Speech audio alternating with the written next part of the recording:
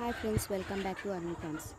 నేను చెప్పాను మా ఫామ్లో మేము నాటుకోళ్ళు కూడా పెంచుతున్నామండి. అవి సేల్కి వచ్చాయి. ఇవి నాటుకోళ్ళు అండి. ఇవి సొనాలి బ్రీడ్. ఆల్రెడీ పెట్టెలు గుడ్డు పెట్టడం స్టార్ట్ చేశాయి. పుంజులు మాత్రం సేల్కి ఉన్నాయి. ఎవరికైనా హెన్స్ కావాలనుకుంటే డిస్క్రిప్షన్లో నెంబర్కి కాల్ చేయండి.